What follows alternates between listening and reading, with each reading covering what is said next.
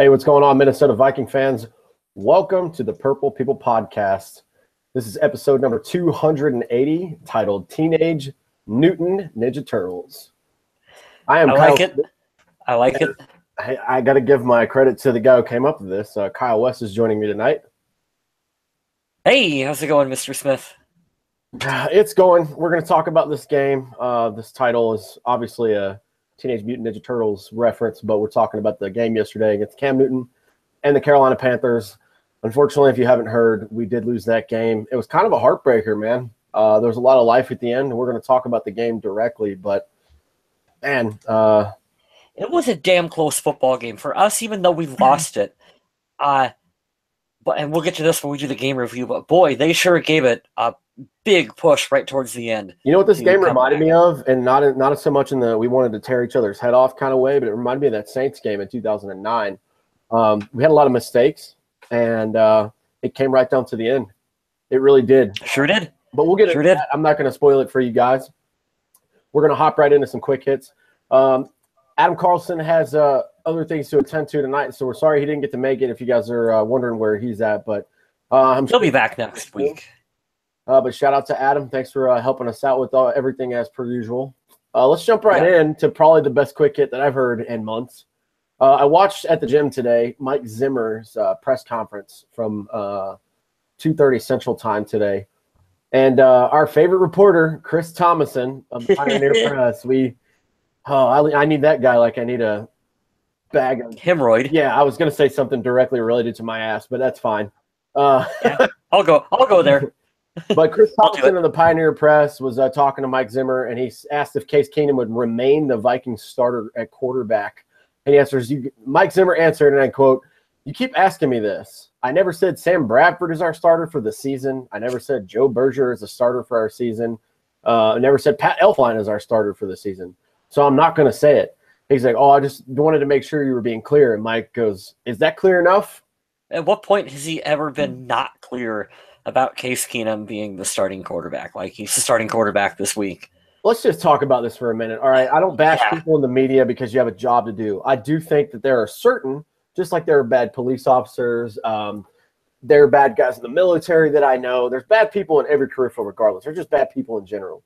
But the people that I don't like in the media are the ones that go for clickbait and the ones that try to get something twisted around. This happened in the country music scene over the weekend as well. It's one of my favorite artists. If you guys know who Sturgill Simpson is, people try to make a play on words in this career. And, you have to build a rapport with the person that you're interviewing. If you've never met him before, it's going to be really hard. You got to keep the baseline questions generic. But these guys see Mike Zimmer every week. Hell, we see him every week because we watch the pressers. And you'd think that this guy would figure out by now not to ask dumb questions like that. But I swear to God, Chris Thompson has a huge book bag full of stupid questions. And it's like he has them filled to the brim every week, just ready to try to get some content out of them. I love our coach for telling him to pretty much piss off because that was a dumb question. We joke about this all the time that we should have a Mike Zimmer quote of the week. And I think we're going to do that. I think that's going to be a reoccurring thing now because each and every week he has just some awesome answer that I find funny and great. And I like the way that he's clearly very irritated about the Case Keenum question. And I love his answer for it. Before we get to the next one, we got a lot of people with us in the chat room. We got Dorian Foley. What's up, Dorian Skoll? Thank you for joining us. Scott Schwab is driving this week. We always catch him while he is driving, so that means we will win next week because we hit you while you're driving, Scott. So I love it. Yeah, and we also have Wartag, who wants to know if it is Teddy time. I don't think so, not quite yet. And do not ask Mike Zimmer that either. As we just discussed, we also have Kathy with us as well too, who gave us a big skull in the chat. So we enjoy having all of you with us each and every week. Wow, I clicked on it because I want to join this chat for once. I never get in there with the chat, and I want to get in with that now. But I went to our YouTube page, and there's a picture of me with my eyes closed and my mouth wide open for right now. So you're all welcome for that, by the way. It always picks the perfect moment where you're sitting here like, to be the thumbnail for it. I can't get it right. Like if you guys don't know, the way we do this podcast is Kyle and Adam are, and I'll give them the credit till the day I'm dead and in the ground. They run everything. I really just, it's like in my band basically back in the day. I just show up and I do what I do. These guys make it super easy. Sometimes I'll contribute a note or a show title once in a blue moon to the quick hits. But these guys are pretty much the ones editing the notes. I mean, let's face it, these guys are better at that stuff than I am. And Adam's the paid one. I don't know about that. No, I definitely do. Adam's just have more free time than you. Yeah, maybe that's it. Maybe it's the free time. But yep. Adam gets paid to write, and he does that good stuff. Kyle used to. He's an artist of the group, so he's got all that going on. I just get paid to show up, but the way it is Adam or Kyle will set it up on here, and I'll see the little button up top that says live. And I even did it this week. I was like, okay, cool. We're going to treat this like I'm going live on the news. I had a smile ready before the live came on, and it looks like I'm trying to eat a hot dog in this thing. So that's – I don't know. I don't know why I just talked about that for a minute and a half, but it's amazing. I still don't know how we ended up being a video podcast and how people actually watch us. Thank you. We're mystified. Thank you guys. And we have over 1,000 people on the Facebook page. We're in the 400s for YouTube. So it's not like we only have our moms and our moms' neighbors, friends on there. So it's pretty sweet, man. We appreciate it. Moving right along for this Panthers game, Pro Football Focus's top players against the Panthers. Xavier Rhodes at 89.4, Case Keenum 87.2, Trey Waynes 82.2, Linval Joseph 81.6, and Everson Griffin 81.4. Kind of surprised to see Case in there because even though some of those weren't really his miscues, he did have 2 picks yesterday. But, man, he fought. He threw some crazy tight threw into some crazy tight windows. He threw some great balls, but man. We had the discussion. A lot of news outlets had the discussion about Case Keenum and whether or not he has that quote clutch gene to where if the Vikings get behind in a football game, can he himself rally them back and win it? And we didn't quite do it. But damn, did he give it a valiant effort there at the end of the game to come back. And we'll talk about it a little bit more later on, but there was a couple dropped touchdowns, passes that should have been touchdowns that it could have been a completely different story had that went our way. So we lost, but I don't think it was I'm not embarrassed. It wasn't a blowout yesterday. And we're like Kyle said, we're going to go into that, but it's just that's what makes me feel a lot like the Saints game in 2009 because we had turnovers that are uncharacteristic. We had drop passes that were uncharacteristic. There were tip balls that were uncharacteristic. So all in all, the feel was kind of off yesterday, and I was bummed because my bold statement of the week was a couple weeks ago. Some of the NFL analysts said, the NFC South is the toughest division in football, and I would agree with them. They had 3 teams that are in the playoff hunt, and we were about to sweep the NFC South.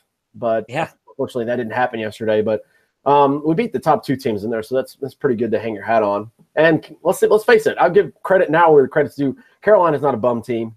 He had an MVP removed from 2 seasons ago. They went to the Super Bowl. And they went to New England this year and stomped New England in Foxborough. Mm-hmm. So they're not a team to sleep on. I think they'll be there in the postseason. But I digress.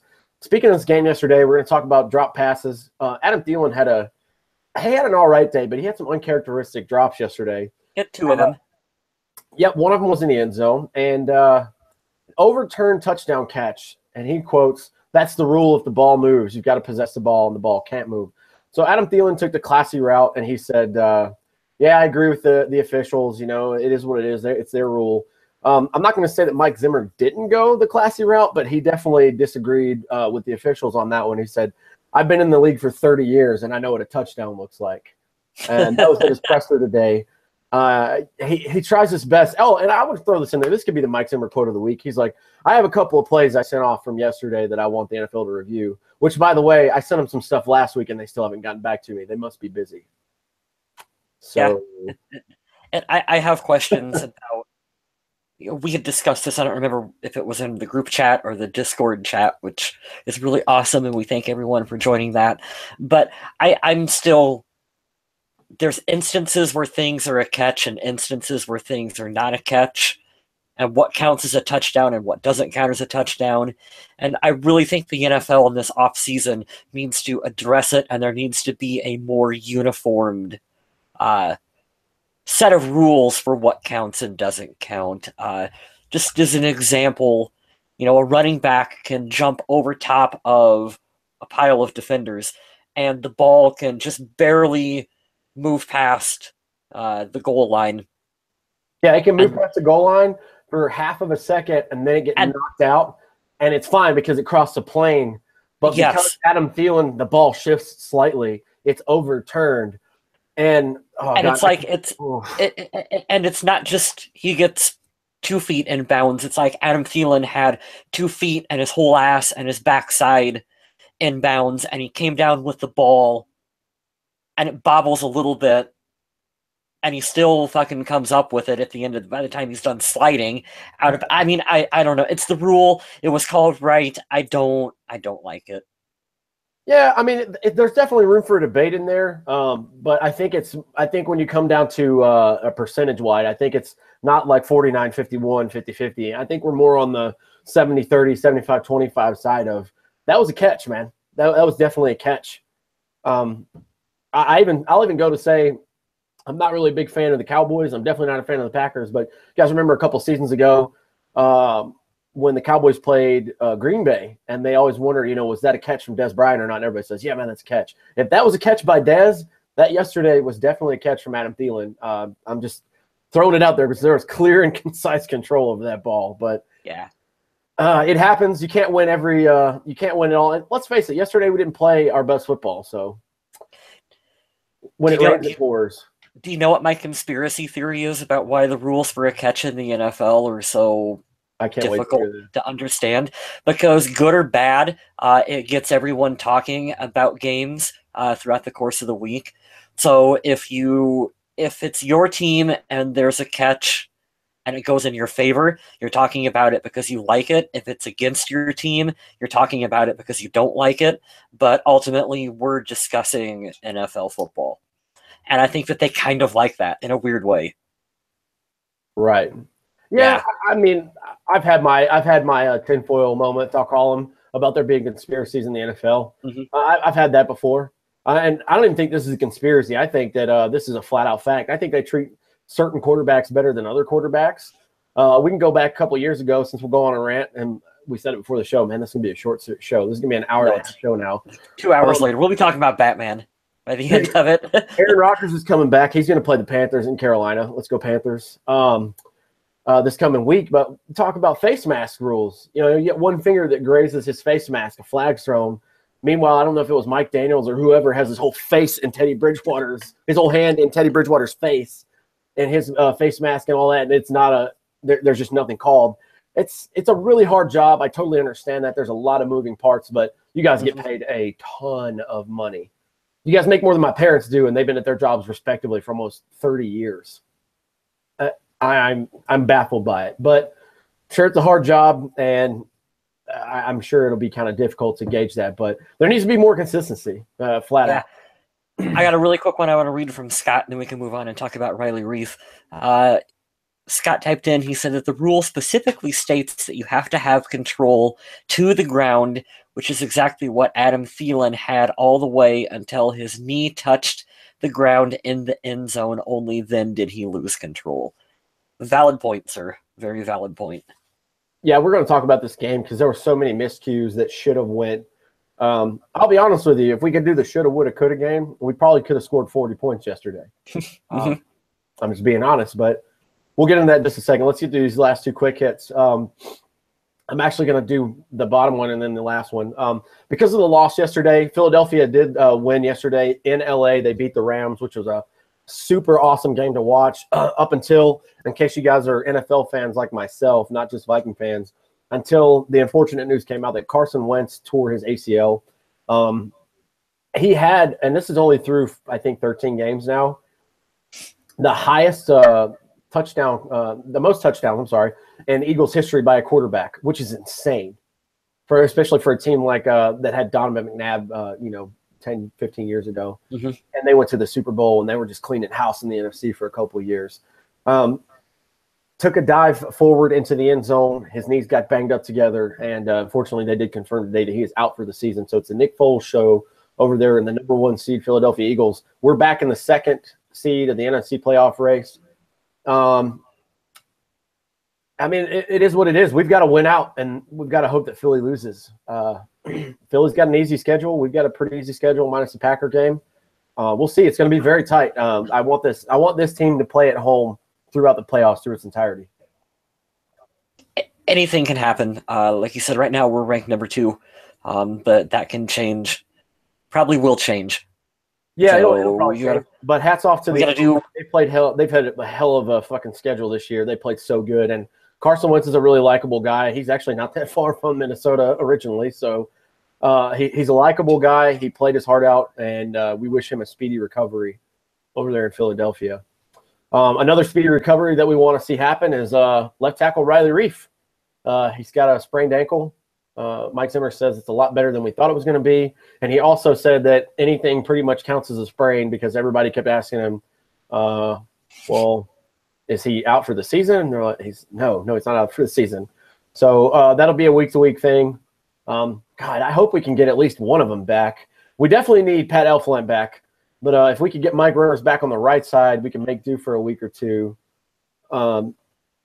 without Riley Reif to get him healthy. But hats off to Riley Reif's been playing amazing for us this year. He's definitely earned the paycheck, as they would say, and I hope that his ankle sprain is better by Sunday. If not, definitely better by next week when we go into Green Bay and play. Yeah, no shit. I like Nick Houston. I think he can fill in at center and do fine. Yeah. But Pat Elflein is the better of the two by far, and this was the game. This was a game that was you missed Pat Elflein out there at center for the tremendously. That was going to be one of my talking points. Absolutely, and changed the whole dynamic of the offensive line when Pat goes down. We're shifting people around, and then we got Riley Reif goes out, and it's a completely different offensive line, and that showed towards the end of the game. I think Case Keenum was sacked more. Yeah, I got the stats right here. It's crazy. Do you have that? How many times was he sacked? So this was a complete flip from last year. Speaking of our D-line and everything, we got 2 sacks on Cam Newton. We got sacked 6 times yesterday. Yeah, that's too much. That's way too much. It's unbelievable. Just a complete turnaround. But yeah, you definitely missed some players. But Mike Zimmer was all about that in the presser today. He's like, I don't want to hear excuses. He's like, you know how many times we had to face injuries since I've been here? Facing them right now. Dalvin Cook's out. Sam Bradford's out. Teddy Bridgewater was out for over a year.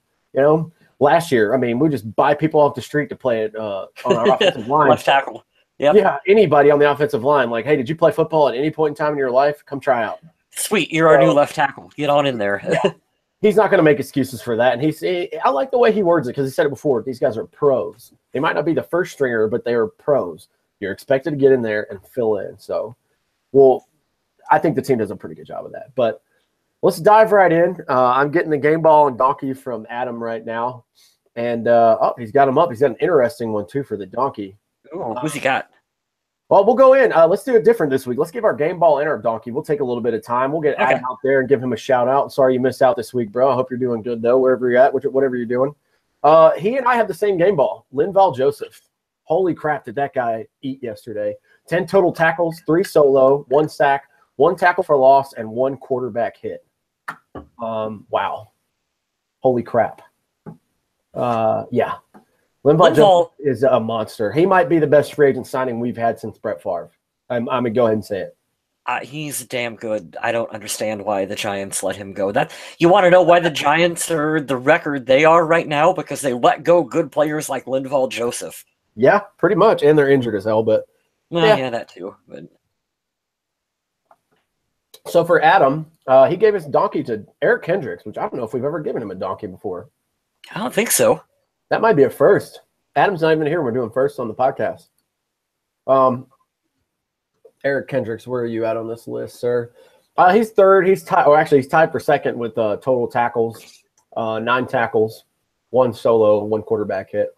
I'm assuming, and I'm not sure because I can't speak for Adam, but I'll assume part of that is because we allowed yesterday our first 100-yard rusher of the season. And I'm not going to lie to you guys. I keep up with a lot of football. I went home to Charlotte. That's my hometown for you guys that didn't know. I went home to Charlotte to surprise my mother and my father about a little over a month ago. Just happened to be in there over a weekend, and I went to the Panthers hosting the Falcons. And the Panthers squeaked out a win, 20-17, I believe. or 20-14, something like that. Jonathan Stewart got pulled from the game that day. All right. He's an aging running back. I'm not saying he's a bum by any means, but he is definitely not the clear-cut go-to back 80% of the time now. They have a rookie. His name's Christian McCaffrey. He's pretty freaking good. And he got pulled in that game because he fumbled twice, respectively, on 2 drives. So they were like, hey, you're done. Go sit on the bench. Like, nah, we can't trust you today. And this guy ran for over 100 yards on us. So, and not only 100 yards, but usually our red zone defense is pretty good.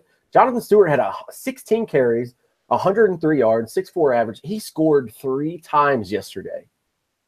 So I'm not sure if that's why I'm going to take a wild guess and say that's probably a big reason why Adam has Erik Kendricks as his donkey. But that's a first on the podcast, so it's the first time for everything. I give my donkey to, and Adam's going to hate me for it, but he'll get over it. I'm giving the refs the donkey for that bullshit calling a fumble. Because Jim Nantz himself said, that's the first fumble I've ever seen with a spiral on it. Are you shitting me? That was confusing. Are you kidding me? That was confusing. I know that a fumble and a strip sack fumble would be, hey, he's winding back and let people like Everson Griffin get to him and they knock the ball and it falls backwards or straight down. This ball went forward, as far forward as you can throw it. And I for the life of me, can't figure this out. If anything, they could have called Case Keenum for intentional grounding. I mean, something, man. The inconsistencies are showing again. This is one of those seasons where the referees are not picking up their end of the bargain, and it really pissed me off yesterday. The touchdown that was reversed back, and then this fumble call that turns the ball over. I mean, we just started the drive. We were on like the 25. Yeah, that's one of those plays that gave Carolina points right there that they didn't earn, and that pissed me off. That's one of those plays that I bet Mike Zimmer is sending to the NFL and is like, hey, explain this one to me. Because I don't understand it either. I didn't understand it as it happened. I watched it again online just to see if maybe after the fact I would agree with it. I still don't. You hate to continually blame the referees for mistakes like this, but I believe the NFL as a whole has the referees looking for too much on any given play. I've said for a long time now that they need to trim out some of the rules and condense stuff and just make it easier for everyone to understand, because it'll make for a better product. It'll make for a better officiated product when you don't have individuals looking for thousands of penalties on any given play. That needs to be addressed and taken care of. It's just consistency, and at the end, I'll say it like we said in the Air Force: it starts at the top. It needs to change. Roger Goodell signing his extension does nothing but infuriate me, but I just don't know. Well, for my game ball, I went ahead and gave mine to Case Keenum, even though I know statistically he didn't have as good of a game as what he's had previously, and a lot of people were looking at him and on Twitter and social media and saying, bench him, bring in Teddy Bridgewater. You're all jackasses, by the way. I gave it to Case, though, because at the end of the game, when the team could have quit, they could have been like, hey, we're down by 2 scores at that point. Case rallied this team and they tied it up, and they could have won it at the tail end of the football game. They weren't able to pull it out, but he got him back into it, and I like seeing that toughness from him. That proves that he is and should be the starter for the rest of the season, and I think into the playoffs, barring injury. You got to go with Case at this point. I really think you do. It's an unconditional. Oh God, I can't even. I'm so furious by reading this, and it just happens all the time. I don't bring myself into. I'm in El Paso, Texas. I don't take my gringo ass down to Juarez, Mexico, and try to tell people how to speak Spanish. If you don't know anything about football and you don't understand how it works, you don't pull a guy for one game when he's won you the last 8. Are you kidding me? Yeah. I could go on for days about that. I'm not pooping on Bridgewater when I say that. I love Teddy. If he had had, even though I don't think it was that bad of a performance, but if he had had this performance on the day that Teddy Bridgewater came back, like the week that Teddy Bridgewater came back, I think then you can make a case for maybe you want to look at Teddy Bridgewater. But after having the season that he's had, you can't justify pulling him at this point. Right. It's too late. Our stock is with Case Keenum. It just is. So you have to give him the benefit of the doubt and allow him to continue. And you can't kill his psyche and pull him out. And then what? You put Teddy in for a quarter and he doesn't look good, and you got to go back to Case. I don't even want to go there. I don't want that to happen.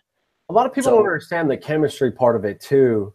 Like Case said, and I think that's why he's connected so much with Adam Thielen this year. You know, he was not going to get first team reps. Teddy wasn't allowed to practice yet, so he's losing a lot of reps because of Bradford, which is understandable because he was a starter.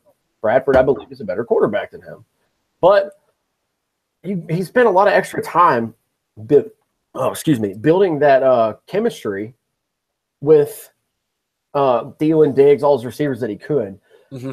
Teddy hasn't played in a live game in forever. In an actual, I know preseason is a live game; it counts. He could get hit, all that good stuff. But he hasn't played in an actual game since that playoff game. It's just, I just don't understand people's thought process on that, man. You don't yank a guy out one time, because if that were it, you know, let's say Trey Waynes misses coverage and somebody scores a touchdown, you bench him for the rest of the game. You're gonna put in Tremaine Brock to go in there for everybody else after. I mean, my God, man, you got to let the guy play. This was his worst game, I believe, of the season, because I'm looking at the rating right now, and his QBR was 41.7. His overall is 75.9. Not very good, because those 2 interceptions really hurt him. And he's usually a high percentage, at least for this year with us, he has a lot of high percentage completions. He's 27 of 44 that I'm looking at right here. The one interception, though, I haven't got to my donkey yet, but the one interception was kind of a high pass. But Diggs probably should have caught it. He didn't. The ball kind of got tipped and goes up, and at that point, anything can happen. So I don't really know. That's a 50-50. I think you blame half that on Case, half that on Teddy. I don't think you can really go, oh, that was a terrible interception by Case Keenum. I mean, that was both players had their hand in that one, and a little bit of unfortunate luck that it came down the way it did. Yep. Let's see here. My donkey. This is one that this is probably the toughest donkey I've ever had to do, because one of my favorite players on the team, Adam Thielen, has to come up with at least one of those 2 dropped potential touchdown passes. I know the one. Maybe it was a bad call that he bobbled in the end zone with the refs, whatever. But you have to leave, like he said, 0 room for error with the officials. There has to be no bobble. There has to be no, it just has to be able to be called a touchdown. That changes everything if he's able to come up with one of those. And he's a damn good player. He knows everything and more that I just said right there. But it's just really, he's our guy. He's our number 1 receiver. He has to come up with one of those plays for us. He just does. I'm not mad about the one that got overturned, because I do believe in my heart of hearts that was a touchdown. I'm mad about the first one in the corner to the right, because he caught it with his body. That's just so uncharacteristic for Adam Thielen. He just caught it straight in his gut, and he didn't use his hands to try to get on it. And I'm just like, man, that was really weird to see, because you expect that from somebody else, but not from him. But it's so tough, because in the same respect, you could have gave him a game ball, because, I mean, he comes up with that pass in the middle of the field that he runs in for a score that ties the game up for us in the fourth quarter. He's such a damn good player. Mm-hmm. Yep, 2 firsts today. Erik Kendricks and Adam Thielen, arguably the best on each side of the ball, best players on those sides of the ball, respectively. And they got the donkeys this week. It It was hard. I couldn't pick an actual player because I couldn't physically tell you I watched the whole game. Unfortunately, I had to work, and I was very upset. There's good news when you come back and you see that your team won, and you can talk about it, and maybe you can look at the stat line. But I was going to pick Kai Forbath for missing a field goal, but I believe it was like a 53-yarder. I'm not going to get mad at him for that. I am going to address that later with my bold statement, but we'll get into it. Let's get into this game.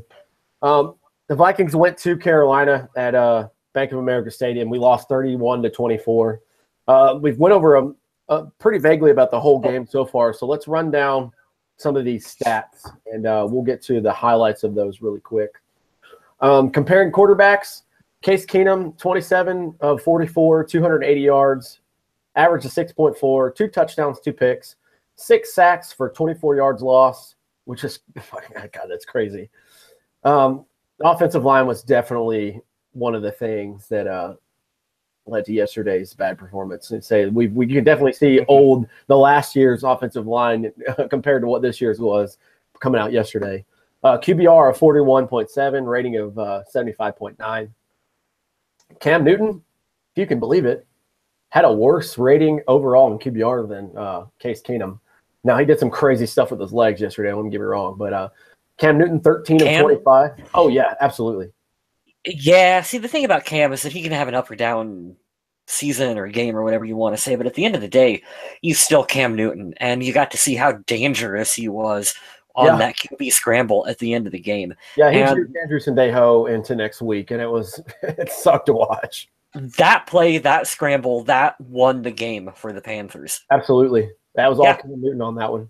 One of those run-pass options that they have, and he decided to keep it, and he liked what he saw. And there was a huge hole for him, and he juked Andrews and Deho, and he was gone. Thankfully, Trey Waynes is a little faster than him, but it ultimately led to a touchdown regardless. So Vikings have always had problems with scrambling quarterbacks.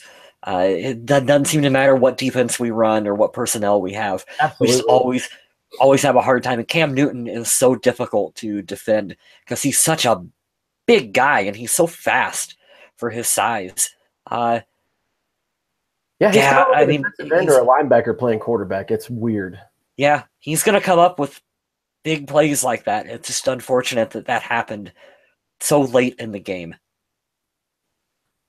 Cam Newton's stat line, 13 of 25, only 137 yards in the air, 5.5 average, 1 touchdown, 1 pick, 2 sacks, lost for 8 yards total, 38.6 QBR, which is awful, and 64.9 for the rating.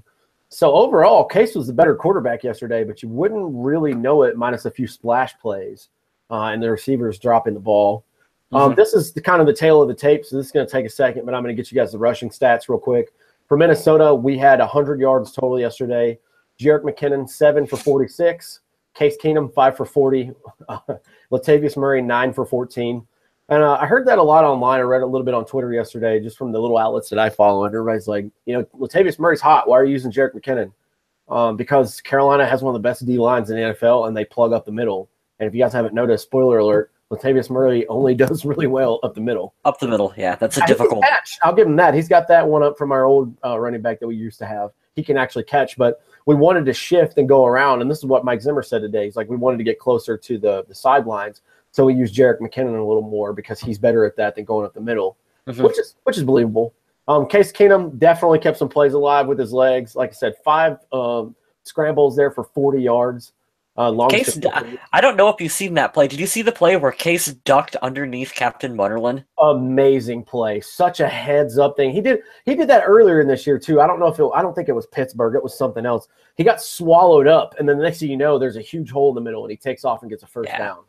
That's amazing because Captain Munnerlyn is like my size. How the hell do you duck underneath Captain? We're going to talk about Captain Munnerlyn here shortly, too, because he played very, very well yesterday against He's a damn good player. He is. Definitely wish he was still playing for us. Carolina rushing, they had 216 yards on the ground against us yesterday. Jonathan Stewart was the man of the day, 16 carries, 103 yards, 6.4 average, 3 touchdowns, a longest of 60. That was a broken play, absolutely. Kind of like if you guys remember a couple years ago when we went 11-5, AP broke that long one for like 80 yards against the Broncos. Similar style play, went to the right side, and he was gone. I don't know who missed what assignment. Didn't get to see it, but I saw the replay. Cam Newton had 11 carries for 70 yards, longest of 62. Christian McCaffrey had 8 carries for 35 yards. Russell Shepard, never heard of him before, 1 carry for 8 yards. Like I said, the Panthers rushed for 216 yards yesterday. We haven't allowed a 100-yard rusher the entire season. And if you would have told me yesterday that Jonathan Stewart was going to rack up 103 yards, I would have laughed at you. I would have said maybe Christian McCaffrey, but hats off, man. Jonathan Stewart did his thing yesterday. I mean, when it comes down to it, the Panthers were just the more physical team. Yeah. They were able to take control of the football game. They were able to control the clock, be more physical in the run game, and just beat the Vikings down. We have a lot of receiving for the Vikings. I'm not going to give the guys who were targeted on the Panthers and didn't catch a ball because there's like 6 or 7 of them. Don't care. Yeah, not a Panthers podcast. Don't care. Don't really care either. But Yeah. Cam Newton only completed 13 passes, so there's not a lot to go for anyways. But Case Keenum completed 27 passes for 280 yards, like we talked about, 2 touchdowns. Adam Thielen, 6 receptions, 105 yards and a touchdown, longest of 52. Stephon should have had like 3. Yeah, he should have. He should have had 2 touchdowns and a couple more receptions there. Mm-hmm. That's crazy. But Stephon Diggs, 6 catches, 64 yards, 10.7 average. Kyle Rudolph, Laquan Treadwell, Jarius Wright, C.J. Ham, Jerick McKinnon, Blake Bell, the Bell Dozer, Latavius Murray, and Michael Floyd all caught balls. Kyle Rudolph had a touchdown, 3 for 41. If not for that crazy drop where he was wide open, he might have got my game ball. He was targeted 5 times, caught 3. Mm-hmm. Everybody else down there was targeted 4 or less times, a couple clutch catches here and there. Jarius Wright again on 3rd down comes up with another catch. He's Mr. 3rd down. He really is. You should put Jarius in on 3rd down. He'll make a play for you. Now, some of these are errant throws, as we said before, 44 attempts from Case Keenum yesterday, but there was at least 4 or 5 drop passes yesterday that were just inexcusable and honestly just uncharacteristic. So if you want to jack those numbers up to where it's about 32 of 44 and another touchdown, this game changes a lot. And I sound like I'm making excuses, but I don't care because I love the Vikings. That bullshit fumble call they called, man, that pissed me off so much. I'm sorry for the language, guys, so you guys want to keep this PG. Cam Newton completed passes to Devin Funchess, 3 for 59 and a touchdown. Damiere Byrd, 5 for 37. Christian McCaffrey, 3 for 18. Britton Burson, 1 for 17. And Chris Manhertz, 1 for 6. Those were the only completed passes from Cam Newton of the day. So 1, 2, 3, 4, 5 receivers for Carolina. Here's another crucial team. Fumbles. Minnesota had 2 of them. They lost 1. Case Keenum, the one I was talking about. You guys can find that play and look at it yourself. Like I said, the only fumble I've ever seen with a spiral on it, quote Jim Nantz. Marcus Jones lost a fumble, but he actually jumped back on it. I believe that was in the punt or the kick return game. Special teams play. Mike Adams got a hold of the fumble that we lost. So heads up play by Carolina. For the defensive side of the ball, let's go through these. As I mentioned earlier, for my game ball and Adam's game ball, Linval Joseph led the team, 10 total, 3 solo, 1 sack, 1 tackle for loss, 1 quarterback hit. Following down, we have Anderson Dejo, 9 tackles, Erik Kendricks, 9 tackles. Anderson Dejo had a pass defended, and no, it says pass defended. He had an interception yesterday. He had a big interception. Yeah, I don't know why. That'll be at the bottom of this list. That was a point. That was a point of the game where they got the big interception from Sendejo, and then they had to settle for a touchdown. Mm-hmm. That was kind of a momentum, almost deflator a little bit, where they really needed to get a touchdown in that situation. And you could tell that I think that the offense was bummed that they weren't able to capitalize on that. Like when the defense puts us in position to score, the offense has to come up with it. Like if we're going to be a playoff team, you got to come up with 7 in that situation. Absolutely. You can't rely on just a field goal. Going down the list, Erik Kendricks had a quarterback hit, 9 tackles, 1 solo. Trey Waynes, 5 solo and 5 total tackles. Daniil Hunter, 5 total, 4 solo, 2 tackles for loss. Everson Griffin showed up again, 5 total tackles, 2 solo, 1 sack, and 2 quarterback hits. Xavier Rhodes, Shamar Stephen, Anthony Barr had 4 tackles. Xavier Rhodes had 2 passes defended. Xavier Rhodes was in vintage form yesterday. He did really well. And on down the line, we have 3, 2, 2, and a lot of people got 1 tackle in there. Yeah, a lot of offensive players too. I'm reading Adam Thielen, Blake Bell, Stephon Diggs, C.J. Ham, among those who made tackles yesterday. So that's never a good thing. No surprise here, and shout out to my friends back home because they love this guy, and I damn sure wish this guy was on the Vikings. 14 total tackles, and the leader for the Panthers yesterday, Luke Kuechly, is a monster, absolute monster. 8 solo, 1 sack, 1 tackle for loss, 1 quarterback hit. Going down the list for the Panthers, Daryl Worley, James Bradbury, Kirk Coleman, Thomas Davis, Kawan Short, Mario Addison, Mike Adams, Captain Munnerlyn, rounded out the leaders there for the Panthers. And like we said yesterday, Luke Kuechly, Kawan Short, Julius Peppers is still playing crazy good for his age. Yeah, Kyle, still playing good football. All those guys had sacks on Case Keenum yesterday, so there was a lot of holes to shore up for the offensive line for the Vikings for sure. As we go down, let's finish out the rest of these stats. Anderson Deo had an interception for 34 yards. James Bradbury had 1 for 3. Daryl Worley had 1 for none. For the Panthers. Kick returns. Here's a fun stat. Marcus Sherrill's 1 for 27. Mac Brown didn't know he was still on the team. Anybody else remember Mac Brown as like our running back number 4 that's still on the team? Kind of forgot about that until you had a stat, and I'm like, oh, yeah, that's great. That's cool. We have him. Hey, Mac. This is dedicated to you. I don't know what you look like. I could walk by you in the shopping mall and would not know you're a Viking. Carolina kick returns, Demir Bird, 2 for 38. David Mayo, 1 for 10. Punt returns, again, Marcus Sherrills for us, 5 for 54. Longest 29. Thought he had a chance to break one yesterday, which would have been cool. Carolina punt returns, Kalen Clay, 1 for 7. Minnesota kicking, Kai Forbath, 3 or 4 for field goals and 1 for 1 on extra points. Like I said earlier, I hate that Kai Forbath has missed a lot of field goals, but yesterday it was like from 53. So, yeah, and especially outdoors in December, I was kind of banking on you not making that anyway. So, whatever. Graham Gano had a good day, 1 for 1 on field goals and 4 for 4 for extra points. Ryan Quigley, 3 punts for 131 yards, 43.7 average, 1 inside the 20. Michael Pilardi, 6 punts yesterday, 260 yards, 2 inside the 20. So those are your official stats from yesterday's game. Man. So what do you think? Let's talk about this really quick. What do you think this loss means for the Vikings moving forward? I'm going to go and do my bold statement here. I'm happy the Vikings lost yesterday. I think this is better losing now than in the playoffs. Yeah. Let's be real. Yes. The last team that won all their games going into the Super Bowl, they didn't win because the New York Giants came in there and took a big fat doo-doo on their hopes and dreams. So I believe we're bound to lose this game. I think we might even lose one more. Aaron Rodgers is going to be back in Green Bay, and that's always hard. And historically, the last 2 years, I say historically, recently, we've split with the Packers every year, and we're on pace to do the same thing because we already won one this year. So I might give the Packers that edge because they'll be playing with a fire and a hunger because their head's just above water right now in the playoff race at 7-6. But I'm actually happy we lost this game because we need to shore up some things, as Mike Zimmer would say. And we need to. And that's more of a Leslie Frazier statement. But yeah. Shore up this defense. We need to fix this. All right. We need to stop being uncharacteristic. We need to make catches. First of all, we need guys to get healthy. That sucks because even our good players, like Rashad Hill's been playing right tackle for us. Wouldn't really know that those guys have changed out from first to second stringer. But I would rather us lose this game then we need a game in the first round or the second. Well, we hopefully won't be playing in the first round, but we lose, a first round exit like Dallas did last year against the Packers.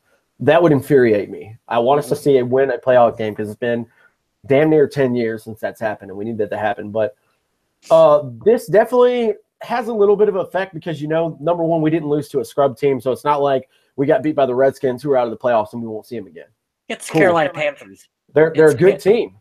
They are a good football team. It's Cam Newton's show, and they beat us yesterday because we shot ourselves in the foot. And that's like Mike Zimmer said, we didn't play good enough, and they played better. So hey, hats off to Carolina for the win.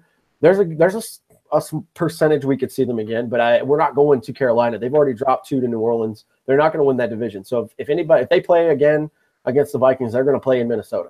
So I like that. I'm okay with that. I think we can beat any team in the NFL at home. But I'm not that upset. It did move us back down to number 2, though, and we need to get the number 1 seed in the NFC because we will be a force to be reckoned with if we know we have home field advantage throughout the playoffs. But who knows what's going to happen with the Eagles and Carson Wentz being out. They could completely implode. Yeah, I mean, you don't know. Nick Foles is a capable backup. He had a really great year a couple years ago, but he doesn't have that magic that Carson Wentz has. Mm-hmm. And I don't know. It could go either way because the Eagles have a really fierce team. Their offensive line is just full of polar bears. Like they're just humongous, nasty athletes. But we'll see. You know, the quarterback change, it could go better for worse. I'm not really sure. I mean, look at our team. Our starter's not playing, and we're doing pretty damn good. So we'll see. Well, it's because we have Case Keenum. Yeah, of course. We have the Bengals, Packers, and the Bears. 2 home games, the Bengals and the Bears. So that at a minimum, I do believe we're going to win those games. That puts us at 12-4, which is pretty damn good.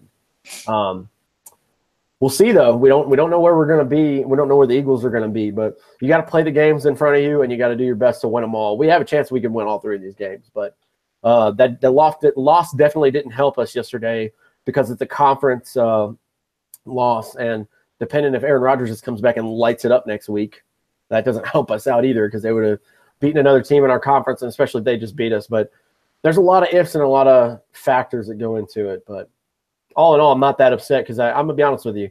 Had a bad feeling about it all week. I felt like we were bound to drop a game because we were on a hot streak. And, you know, it just happens. It's not that we couldn't have won yesterday. It's because we just didn't play well enough. And I know you're never happy to lose a football game. So I don't want anyone to think that that's what we're saying. But I do agree, if we're going to drop one, let's do it now as opposed to when we're in the playoffs, and then there's just no more football until next year. They were kind of bound to – some of the good luck was bound to bounce the other way eventually. I think we can win out for the rest of the season. We can segue into the next game coming up, which is the Cincinnati Bengals. Worried about the game. We can beat them. I'm worried about them playing dirty and us getting someone hurt more than anything. I don't think that'll happen. I don't see that happening. We don't have that rivalry that they have with the Steelers or the Ravens or whatever. And I think the guys – honestly, I think the guys in Cincinnati kind of respect Zimmer because he was there for so long. They should. But, yeah, they definitely should. And friggin' Chris Thomason again today trying to ask. He's like, got any thoughts on your former team? And he said, I don't have any thoughts. I'm trying to win a Super Bowl here in Minnesota. Like, why would I get but, hey, that's – I'm sure – I mean, Mike Zimmer is human like what we are. I'm sure he does have thoughts on playing them. But he's not going to tell us because that's just not. Why would anybody expect him to? I mean, have you heard the guy speak the last 4 years he's been with us? These guys. Oh, hey, Sean Reynolds is going to be going to the game, so you have to get a skull chant going for us. That's your duty, Sean. Yeah, Sean, send us a picture of you at the game, man. That'd be pretty cool. We might post it. Yeah, that'd be pretty sweet. Yeah, that'd be pretty sweet, man. I think Zimmer knows this team sort of because he used to be there, but the personnel has changed so much since he's left. Andy Dalton doesn't really scare me at quarterback. I just know that it's any given Sunday. It's football. You know what I mean? You could drop that. You could drop a game to a bad team, and they can just play better than you. Shit, the Packers almost lost to the Browns yesterday. Yeah. I mean, any given Sunday, a team could show up and just play better than you outright and win. So I hope that we secure a win. We should be favored in this one, and we're at home, so I really like our chances. And then let's face it, this team's going to be pissed off they just dropped one that they could have played better in and won. So I think they'll come out and play excellent. But for you guys that don't know, it's this Sunday at noon Central, so 1 Eastern. So check your local listings for that. While I sit here and say words to fill up space, I'm going to look and see what network this is going to be on for you guys. Well, while you were looking that up, I will say that I don't know if we have a Survival League update this week because Adam's not with us, and I don't know how to log in and check that shit. So I think some people were eliminated, but I don't know. I know Adam was eliminated. He told us that last night. Yeah. That sucks. But I was right. It's going to be on CBS. It's going to be at noon Central, 1 Eastern on CBS. So you can check into that game for us there. Sorry we don't have that Survival League update. Like we said, Adam, that's Adam's baby. We'll get that posted up on the Facebook page, though. Yeah, we'll give you guys some notification and a little bit of spotlight for that, because that's such a fun thing that we do here on the show, and a lot of people interact. And when you got something to kind of fight for and you can kind of choose the destiny on it, it's a lot of fun. So, Kathy told us in the chat that 4 people have, quote, died. Hopefully not in real life. Hopefully just in the survival league. Let's not hope. I hope that they're in good health. I hope they're and that we have 5 people who are still left. Okay, cool. So we have 5 remaining. This is gonna come down to the wire again, isn't it? I'm sure Craig's still in there too. Craig, I'm sure. God, all right, cool. I'm not sure anything, Craig. We love you. Just kidding. You're probably gonna get something again this year. It goes well. But that's all I've got, man. I don't have the notes up. We'll just I'm gonna send Craig my Darren Sharper jersey. Oh my God. That's your prize this year. You get the Sharper jersey. Yeah, you get a Donovan McNabb Vikings card. That's what you get. I don't think I have a McNabb card. I don't know if they made. Don't get one. I'm sure. I like to forget that he didn't play for us. From the moment he stepped out on the field and played a game, I just was so happy to not see him play once Ponder came back. That's why when I say that I was happy to see Christian Ponder get out there and play, you were awful. Yeah. Remember his first play was just terrible. Yeah, we were playing in San Diego, and I think he threw a pick like the first play. Yeah. That was some foreshadowing. That's what 3-13 looks like, ladies and gentlemen. Oh, that was awful. But aren't you glad we got Matt Khalil the next year? Such a good signing, right? Hey, for his rookie year, he looked great. Yeah, about that. Screw Matt Khalil. All right, we'll do our plugs now to get everything out of the way, and we'll wrap this show up. First of all, thank you to all you guys in the chat that were talking with Kyle. I'm super pumped for you there. I'll try to get a social media question up one day. It's really hard, man. I'm not gonna let you. I struggle with that a lot, so I'll keep going. I'm trying to give you something interesting. Like, I try not to base it around what I used to do. Was like, if you could do this player if you would like this player on the team, or predicting wins and losses. I want to think of something creative to ask you guys. Yeah. Yep. But basically, chat. Thank you to everybody in the chat. We really appreciate you guys coming in. Like we always try to do here recently, tell a friend about us. Share our Facebook page on your profile, on your timeline. It's facebook.com/Purple People Podcast, youtube.com, same thing, Purple People Podcast. Twitter is at Purple People Pod. If you guys want to tweet us anytime in the week, please feel free during the games. Obviously, send us whatever. I say message us on Facebook. That's where we seem to respond the best to. Yeah, it comes up on my phone. I don't have the pages at, but it definitely shows when we have a message in the Facebook page. And all 3 of us get in there and respond. We'll tell you who it is, too. We're pretty quick to reply back to that, too. So we love the interaction with us on Facebook. Absolutely. I was going to say, check us out on Discord, too. I'm going to take half credit for that, even though these guys organized it. We got it for the Thanksgiving game, and it turned out to be really, really cool. Really good idea between the 3 of us to get that going for these games. I think we've done it 3 weeks in a row now. So we've been getting a good turnout of people in there too. Yeah, we're definitely going to continue to do that. If you guys enjoy it, we definitely enjoy it. So thank you to all the guys that came in for the Discord chat the other day. Like I said, I apologize. I wasn't there to kind of mess around and talk crap, but I had to work. So it's whatever. I'll definitely be around for that Bengals game Sunday, though. I'll be flying, but I'll definitely be at the airport at some point checking in. So awesome. That'll be cool. Going on Christmas vacation. So definitely get with you guys then. I want to give a personal shout out. They're probably not going to get to listen to, but I want to go and give my heartfelt condolences to very good friends of mine and Carolina Panther fans from back home. They were at the game yesterday. So congratulations on your win. I have a tradition around where I'm from, and it's my dad's best friends from high school. And I consider them family. I've known them my whole life. They've always been there. They've always been kind of crazy, and they keep each other young because they're all in their 50s or older now, and they've all got kids, and now their kids like me are getting families. I have a son now and all that. So everything's going. But the 2 guys that are friends with, there's 4 total. My dad and 3 guys from high school. 2 of them are brothers, and unfortunately, their mother, who has been a staple in my life for as long as I can remember, she's been around every Christmas that I've ever been home for. She had a stroke yesterday. She was on life support. The two girls that I'm most close with there is respectively each brother, one of their daughters, super good friends of mine. They were pretty shaken up by it. The good update for today is she is also life support and breathing on her own. Awesome. Hoping that she can pull through if anyone can. She's a little older, but that's not going to stop her from fighting. We just hope that she comes through and makes a recovery so she is conscious and breathing on her own.